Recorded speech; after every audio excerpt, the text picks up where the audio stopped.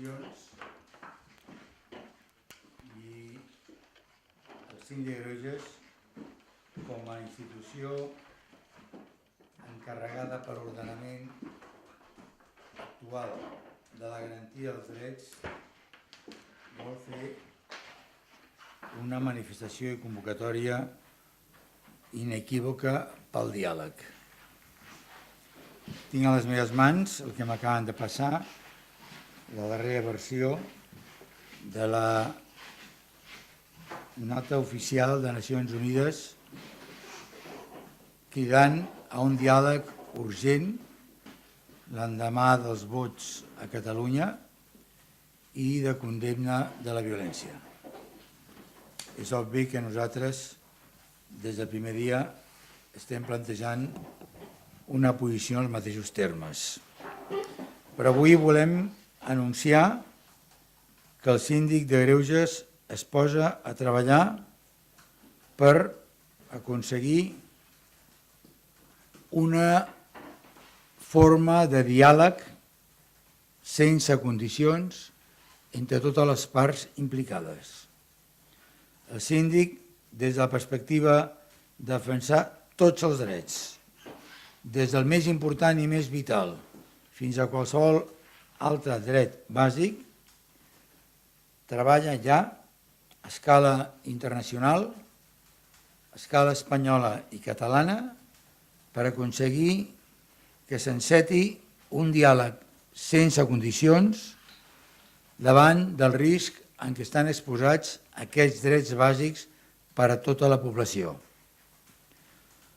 No només és un encàrrec que tindríem literalment d'acord amb l'article 4 de la llei del síndic, que preveu aquesta tasca de conciliació, sinó s'extreu d'un sentit comú de responsabilitat institucional davant de l'actual situació i del seu desenvolupament. És en aquest sentit que ens estem adreçant a diverses instàncies d'aquests tres nivells que he citat per orquestar aquest diàleg. Però, en segon lloc, voldríem significar que apel·lem molt especialment a la responsabilitat institucional arreu de l'estat espanyol, des de les més altes instàncies, perquè dialoguin, perquè conjuguin, expressin, citin, desenvolupin el terme diàleg als més alts nivells i qualsevol dels poders de la separació de poders, amb un compromís ferm de posar un punt zero, sigui per part del president del govern espanyol, sigui per part del president de la Generalitat, o de les Corts Generals, o del Parlament de Catalunya, o de qualsevol poder institucional, torno a dir, del nivell que sigui